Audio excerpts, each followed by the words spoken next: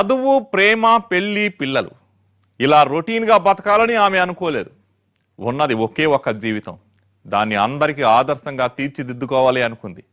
అందుకోసం వెళ్ళిన దారిలో ఎన్నో ముళ్ళు, చేసిన ప్రయత్నాల్లో ఎన్నో కష్టాలు, చివరకు ప్రాణాలే పనంగా పెట్టాల్సిన పరిస్థితి. బిజినెస్ ఉమెన్గా రాణించాలనుకున్న ఓ యువతి కథే ఇవాల్టి ఎపిసోడ్.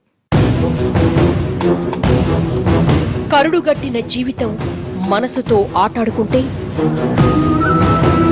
పాత్రధారులు సూత్రధారులై పావుగా మార్చేస్తే కష్టాల కడలిలో కొట్టుకుపోవాల్సిందేనా? కన్నీటి ధారల్లో కెరీర్ కరిగిపోవాల్సిందేనా?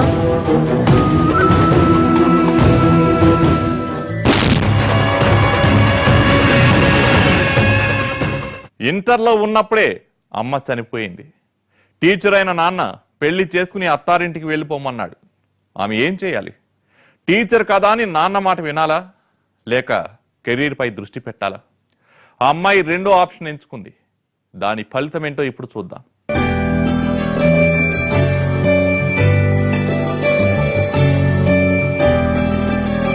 హాయ్, నా పేరు అఖిల.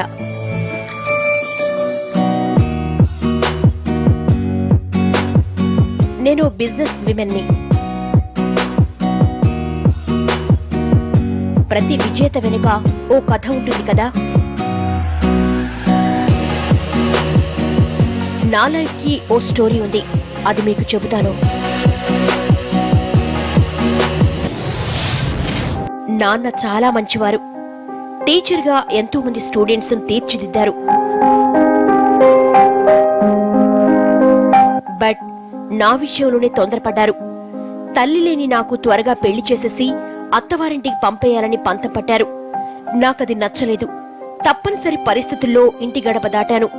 విజయవాడ వదిలి హైదరాబాద్ వచ్చేశా.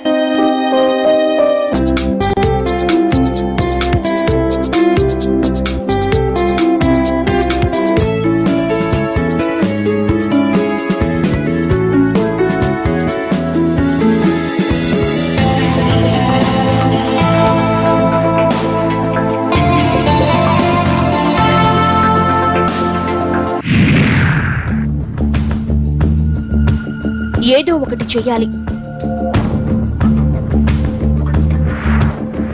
నా కాళ్లపై నేను నిలబడాలి.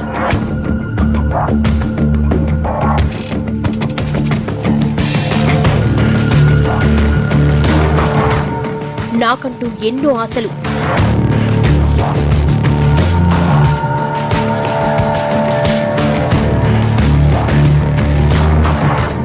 బట్ ఏం చేయాలి, ఎలా ముందుకెళ్ళాలి ఏమీ తెలియదు.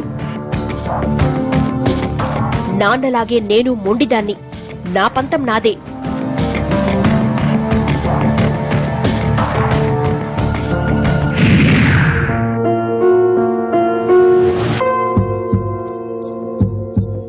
నా ఇంటర్ కాలేజ్ ఫ్రెండ్ చంద్ర హైదరాబాద్ లోనే ఉంటున్నాడని తెలిసిందే. ప్రాణం లేచొచ్చింది. కాల్ చేసి విషయం చెప్పాను.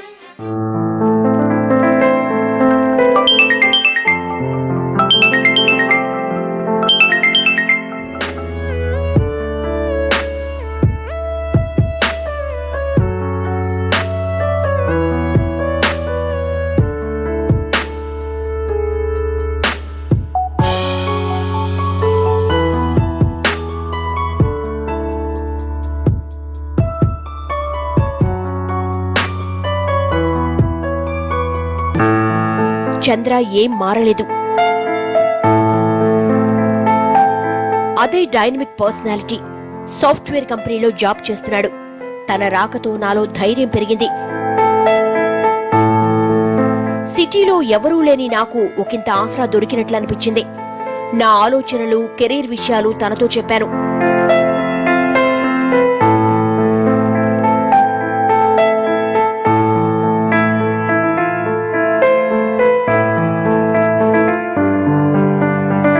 దూసుకెళ్లిపో అంటూ ప్రోత్సహించాడు.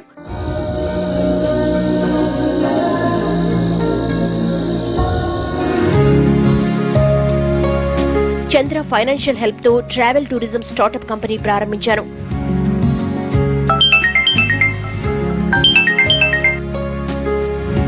హైదరాబాద్ వచ్చే నేషనల్ ఇంటర్నేషనల్ టూరిస్టులకు best facilities, accommodation, perfect route map కల్పించడమే నా కంపెనీ ఉద్దేశం.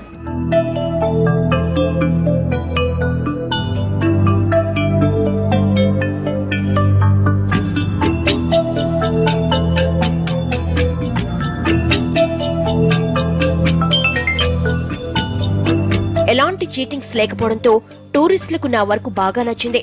మెల్లమెల్లగా ఆర్డర్లు పెరిగాయి.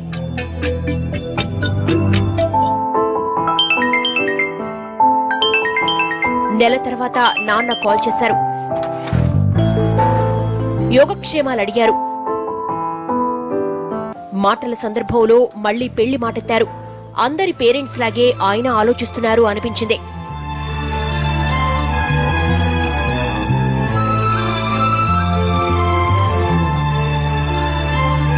పెళ్లి చేసేస్తే బాధ్యత తీరిపోతుందని భావిస్తున్నారే తప్ప కూతురికి కొన్ని లక్ష్యాలుంటాయని ఎందుకనుకోరు నాన్న అని అడగాలనిపించింది. వాదించి వేస్ట్ అనిపించి ముక్తసరిగా ముగించేశా.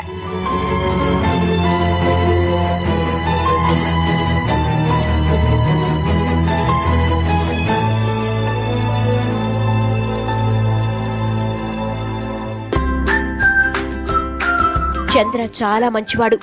నాకు ఫైనాన్షియల్ గా హెల్ప్ చేయడమే కాదు, నా బిజినెస్ డెవలప్ అయ్యేందుకు రకరకాల సజెషన్స్ ఇచ్చేవాడు. తన కొత్త ఐడియాలు చెప్తున్నప్పుడల్లా నాలో ధైర్యం పెరిగేది.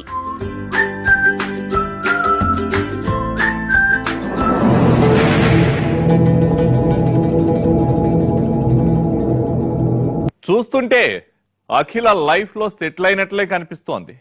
అయితే ఏదో తుఫాను విరుచుకుపడే సీన్ కూడా కనిపిస్తోంది. అదేంటో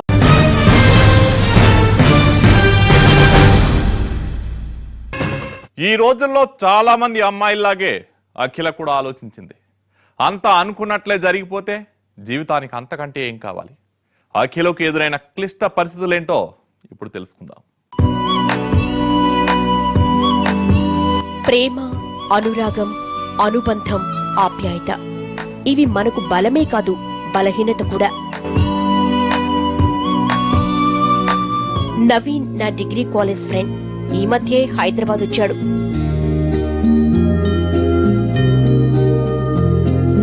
వచ్చి రాగానే నన్ను కలిశాడు. చాలా ఆనందపడ్డాను. నాకు మరో అండ దొరికిందనుకున్నాను. అంతలోనే విచారం. ఐ లవ్ యూ చెప్పి నన్ను డిసప్పాయింట్ చేశాడు. I'm sorry Naveen. 3 ఏళ్లుగా మనం ఫ్రెండ్స్ లా ఉన్నాం. నేను ఎప్పటికీ ఫ్రెండ్ లా మాత్రమే చూడగలను. రేపు మనకు పెళ్ళైతే నువ్వు నాకు ఫ్రెండ్ లా అనిపిస్తావే తప్ప హస్బెండ్ లా అనిపించావు. అది నేను తట్టుకోలేను. సో మనం ఫ్రెండ్స్ లానే ఉందాం.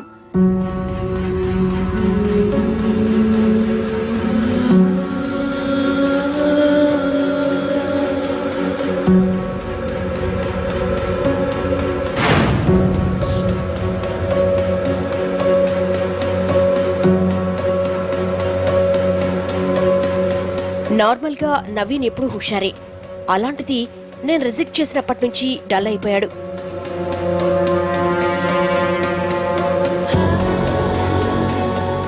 ఏదో పోగొట్టుకున్న వాళ్లా చూసేవాడు. నన్నలా చూడొద్దని, నాపై జాలి చూపులు వద్దని చెప్పాను. తను నేను ఫ్రెండ్లా ఫీల్ అవుతుంటే తను మాత్రం అలా చూడలేకపోయేవాడు.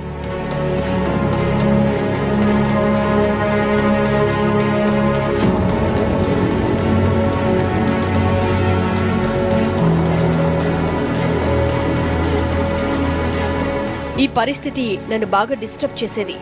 పనిపై కాన్సంట్రేషన్ చేయలేకపోయేదాన్ని.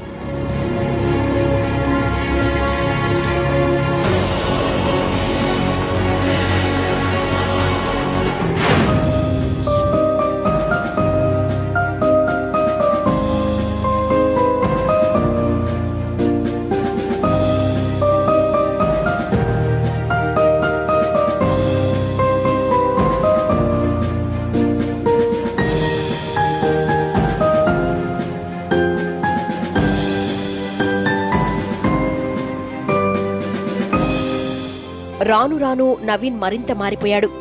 తనను ప్రేమించాల్సిందేనంటూ మొండిగా మాట్లాడేవాడు.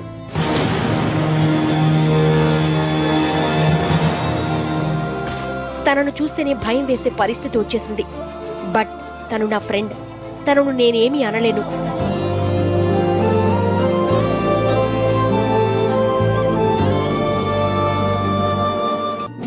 నవీన్ బిహేవియర్ నాకు తీవ్ర ఇబ్బంది కలిగించేది. ఎందుకు ఫ్రెండ్షిప్ చేశానా అని బాధపడేదాన్ని.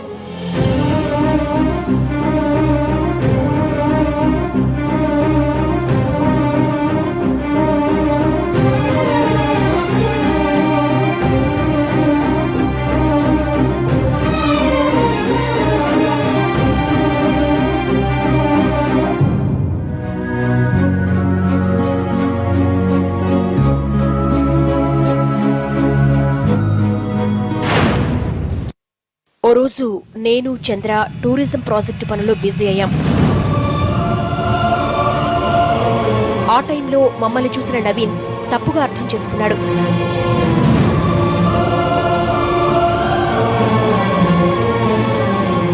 నేను చంద్రను లవ్ చేస్తున్నానని అపార్థం చేసుకున్నాడు.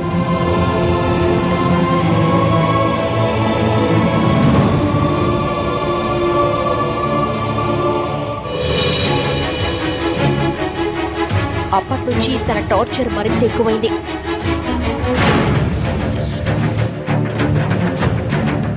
ఓ రోజు ఇంటికొచ్చాడు. పెద్ద రభసే చేశాడు.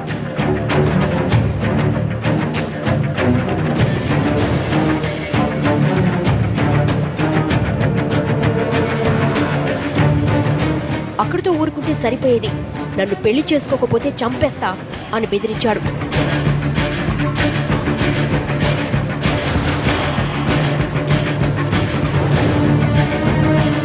ఇన్నాళ్ళు నాతో ఫ్రెండ్షిప్ చేసిన నవీనేనా ఈ మాటన్నది అనిపించింది నాకు. ఫ్రెండే శత్రువైతే ఏం చేయాలి?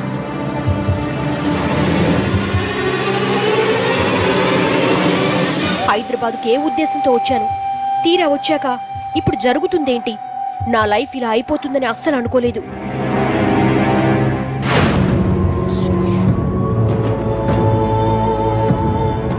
నా ఫీలింగ్స్ ఎవరికి చెప్పుకోవాలో అర్థమయ్యేది కాదు. నాన్నకు చెప్పే పరిస్థితి లేదు. చంద్రకు చెబుదామంటే ఎందుకు మనసొప్పేది కాదు. తనిప్పటికే నా వల్ల చాలా సఫర్ అయ్యాడు. నా కోసం చాలా చేశాడు. ఇంకా లేనిపోని సమస్యలు చెప్పి తనకు తలనొప్పి తేవడం కరెక్ట్ కాదనిపించేది. బట్ నేను సంతోషంగా లేకపోవడాన్ని తను కనిపెట్టేశాడు. ఏ టెన్షన్లు పెట్టుకోవద్దని, బిజినెస్ ఖచ్చితంగా సక్సెస్ అవుతుందని కాన్ఫిడెన్స్ కలిగించేవాడు.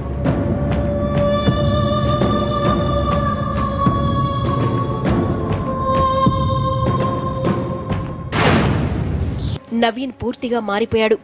నన్ను చంపడమే టార్గెట్గా పెట్టుకున్నాడు.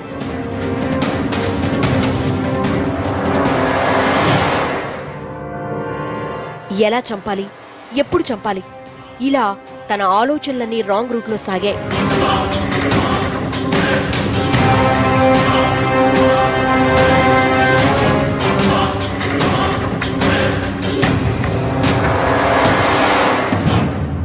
స్నేహితులు లేకపోయినా పర్వాలేదు కానీ శత్రువు ఉంటే ప్రమాదమే. నవీన్ ఏం చేశాడో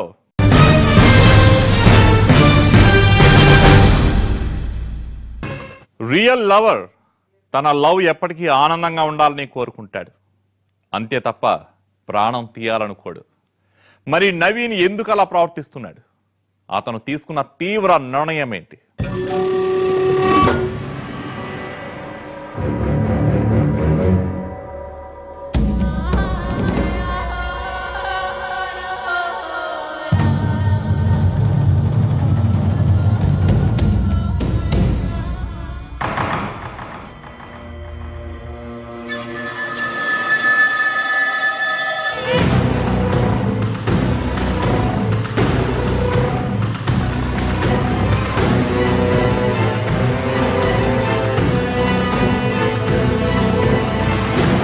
ఓ అమ్మాయిని చంపాలి, తీన్ లాక్.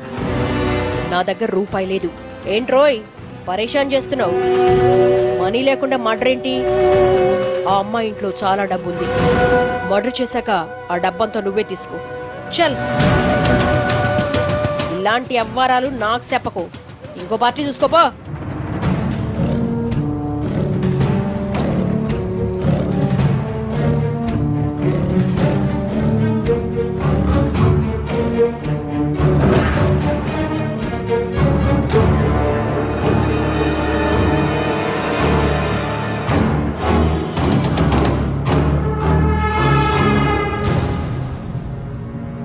ఆ మర్డర్ నేను చేస్తా. ఎవరు నువ్వు? ఎవరైతేనేం కత్తి దిగిందా లేదన్నది ముఖ్యం.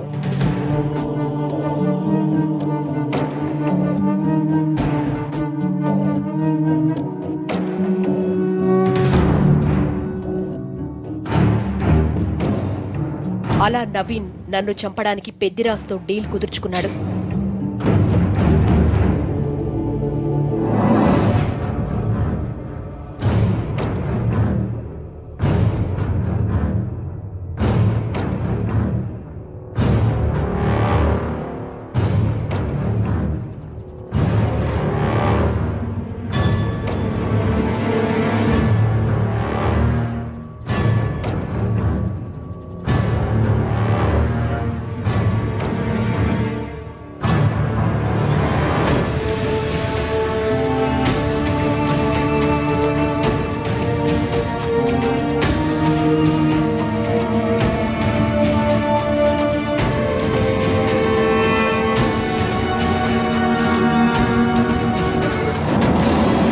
కదిలావో కత్తి దిగిపోద్ది.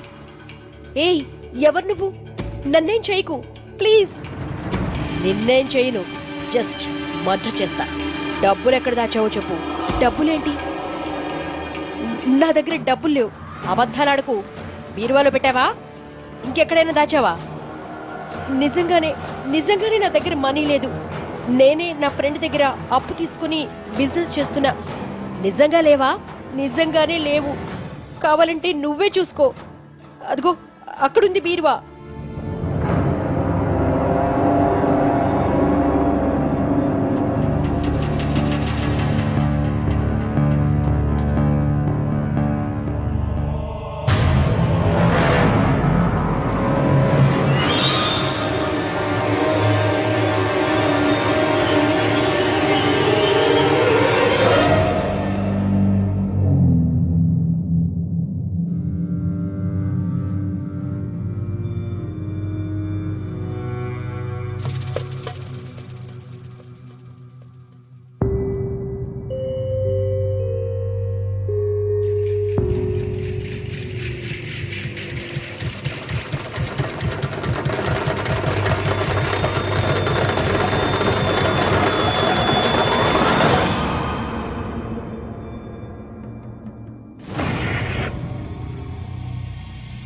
నిజమే.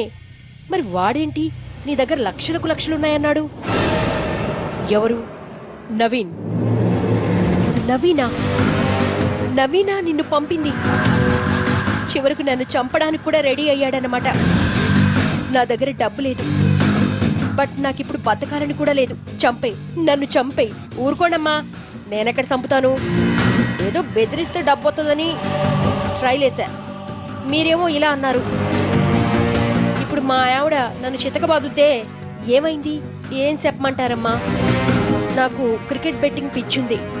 మా ఆవిడ పుట్టింటికెళ్ళింది. బీరువాలో దాని నగలు తాకట్టెట్టి బెట్టింగ్ ఆడా. 1,00,000 రూపాయలు పోగొట్టుకున్నా. రేపు మాపో అది ఇంటికొస్తుంది.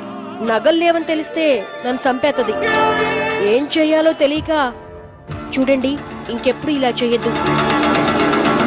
సపోజ్ నేను పోలీస్ కేసు పెడితే మీ పరిస్థితి ఏంటి? మీ ఫ్యామిలీ పరిస్థితి ఏంటి ఆలోచించారా? తప్పైపోయినదమ్మా. సరే, నా ఫ్రెండ్ చంద్రతో చెప్పి మీ ప్రాబ్లమ్ సాల్వ్ చేస్తాను. ఇకపై మీరు బెట్టింగ్స్ వంటివి ఆడకుండా నేను చెప్పినట్లు చేస్తారా? మీకు నెల శాలరీ కూడా ఇస్తాను. సరేనమ్మా? ఇంకెప్పుడు బెట్టింగ్లు ఆడనమ్మా.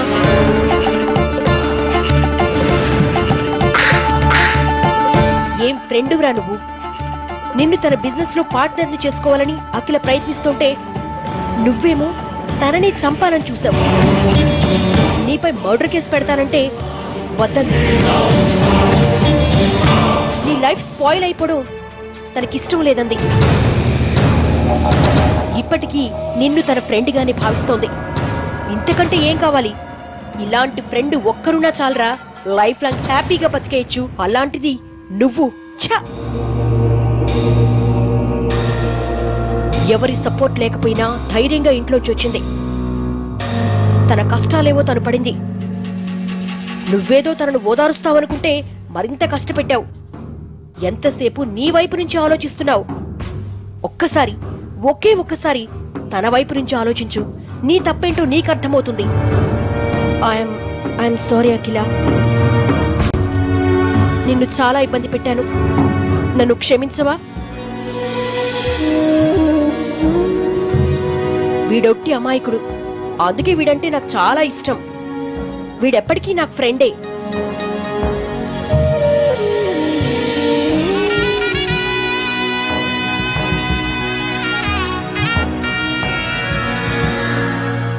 ఇది ఓ యువతి జీవితంలో జరిగిన యథార్థ గాథ. ఈ కథలో భిన్న పాత్రలున్నాయి. ఎవరు ఎందుకు అలా ప్రవర్తించారు అనడానికి ఎవరి కారణాలు వారికి ఉన్నాయి. బట్ ఆవేశాలు, పంతాలు, పగలతో సాధించేది ఏమీ ఉండదు, కన్నీళ్లు తప్ప. మనందరిలో మనసుంటుంది. తప్పు చేస్తున్నప్పుడు అది మనల్ని హెచ్చరిస్తుంది. అందుకే మనసు మాట విందాం. అప్పుడు ఇక ఏ నేరాలు జరగవు. ఇది ఇవాల్టి ఎపిసోడ్. నెక్స్ట్ టైం మరో రియల్ స్టోరీ